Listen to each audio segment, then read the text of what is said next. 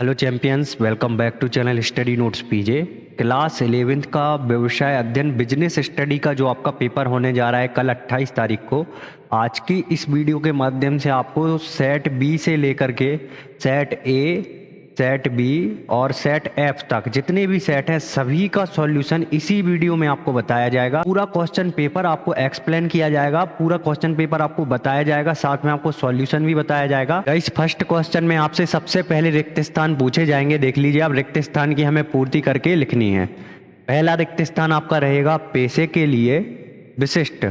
खाली स्थान में क्या भरेंगे आप? ज्ञान एवं योग्यता की आवश्यकता होती है, तो यहाँ पे ज्ञान एवं योग्यता में आप टिक मार्क कर देंगे। इसी में सेकंड आपसे पूछा जाएगा एकांकी व्यवसाय का उत्तरदायित्व खालिस्तान होता है, तो इसमें क्या भरेंगे आप? असीमित।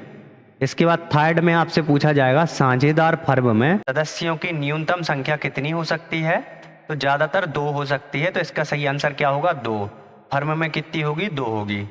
इसके बाद नेक्स्ट आपसे चौथा क्वेश्चन पूछा जाएगा C2C ग्राहक से खालिस्तान का व्यापार है, तो ग्राहक का ही व्यापार होगा, ना कि कंपनी का, तो इसका सही आंसर ग्राहक हो जाएगा।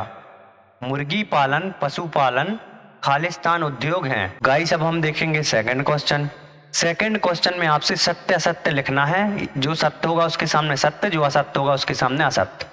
तो पहला जो दिया गया है इसमें, एक सार्वजनिक कंपनी के अंशों का हस्तांतरण नहीं हो सकता, तो इसका एकदम करेक्ट हो जाएगा। ये एक नहीं हो सकता, तो ये सही हो जाएगा।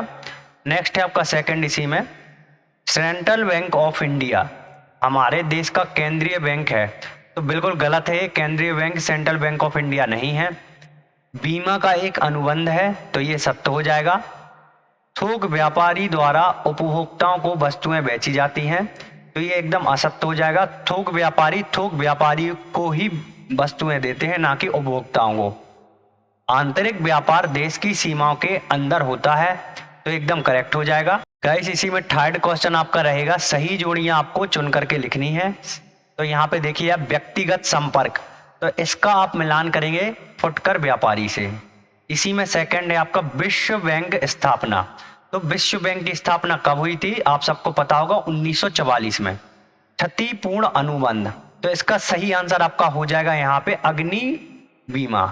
इसके बाद आपका फोर्थ क्वेश्चन है अंतरराष्ट्रीय मुद्रा कोष मुख्यालय कहाँ पे स्थित है? तो वाशिंगटन डीसी में स्थित है, तो एकदम करेक्ट आंसर आपका हो जाएगा वाशिंगटन।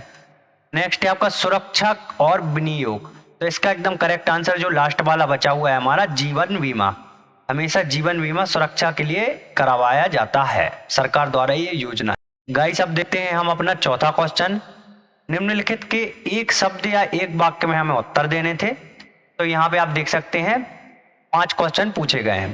तो पहला है आपका कंपनी को प्रोन्नत करने वाले व्यक्ति कहलाते हैं, एकदम करेक्ट आंसर प्रवर्तक हो जाएगा। मध्यकालीन ऋण कितने वर्ष के लिए लिया जाता है? तो 1 वर्ष से लेकर के 5 वर्षों तक लिया जाता है मध्यकालीन ऋण। पूंजी को व्यवसाय के प्रतिनिधि के संचालन हेतु आवश्यकता होती है, कार्यशील पूंजी की होती है। SIDBI का पूरा नाम हमें बताना है। स्टूडेंट्स, भारतीय लघु उद्योग विकास बैंक एकदम करेक्ट हो जाएगा। घर से संचालित उद्योग क्या कहलाता है? कुटीर उद्योग कहलाता है, तो इसमें कुटीर उद्योग आपको लगा देना। नेक्स्ट आपका 5वां था, जिसमें कि सही विकल्प पूछे गए हैं। मानसिक श्रम खालिस्तान विशेषता है या फिर सही विकल्प की विशेषता है? पेशा एकदम करेक्ट आंसर हो जाएगा, तो फर्स्ट का डी आपको लगा देना है। व्यापार की सहायता क्रिया नहीं है, एकदम करेक्ट आंसर आपका खनन हो जाएगा, खनन आप लगा देंगे। ये सभी को पता होगा और ये ज्यादातर सभी स्टूडेंट सही ही करेंगे इसको, और जो इस वीडियो को देख के जा रहे हैं उनका तो कोई भी गलत होने का चांसेस है ही नहीं। फोर्थ है आपका ऋण आधारित कोष है, तो ऋण पत्र एकदम करेक्ट आंसर इसका हो जाएगा। फिफ्थ है आपका कंपनी के अंशधारी होते हैं। गाइस, छठवां क्वेश्चन देखेंगे हम। छठवें का उत्तर दिया गया है, उद्योग की हमें परिभाषा देनी है। आप देख सकते हैं उद्योग से लेकर के आपको यहाँ पे प्रयोग होता है तक पूरा लिखना है। यहाँ पे पढ़ के नहीं सुनाऊंगा, अगर आपके पास नोट्स में दी गई है उद्योग की परिभाषा तो आप अपने अकॉर्डिंग भी इसको याद कर सकते हैं। छठवें में आपसे उद्योग की परिभाषा पूछी जाएगी। 7वां क्वेश्चन का उत्तर दिया गया है, व्यापारिक बैंक क्या कहलाता है? आंसर देना था हमें व्यापारिक बैंक की परिभाषा। करते हैं तक पूरी परिभाषा आपको याद करनी है, व्यापारिक बैंक से लेकर के आप चाहें इसी को याद कर सकते हैं, अगर नोट्स में है तो वो भी याद कर सकते हैं। 8वें का उत्तर दिया गया है, प्रवर्तक की परिभाषा हमें देनी है। 8वें में पूछा गया है, 2-2 अंक वाले क्वेश्चन हैं। प्रवर्तक से लेकर के आपको ये पूरा याद करना है, उठाता है तक पूरा याद कर लेना है, बिल्कुल भी आपको इसको छोड़ना नहीं है। एकदम करेक्ट परिभाषा आपको दी गई।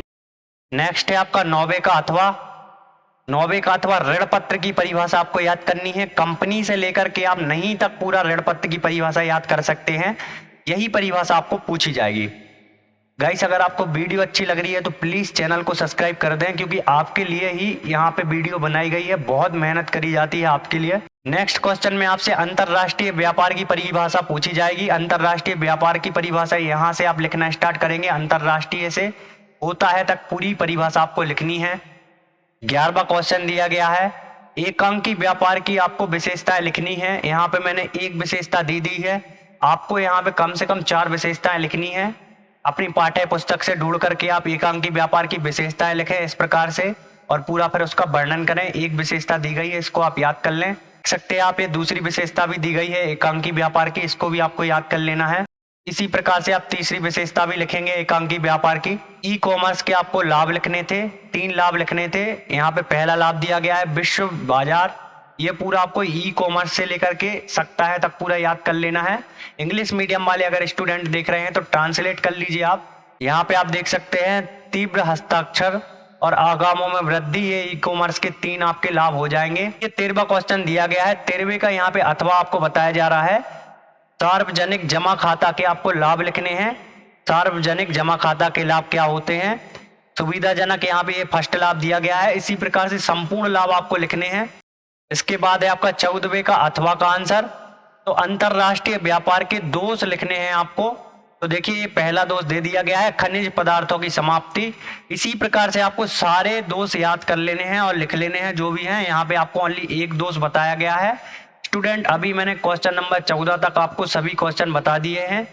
नेक्स्ट जो सेकंड पार्ट आएगा, अगर आपका अच्छा सपोर्ट देखने के लिए मिलता है हमें, तो सेकंड पार्ट में आपको इसके आगे का सॉल्यूशन मिल जाएगा। अभी आप 14 क्वेश्चन तक याद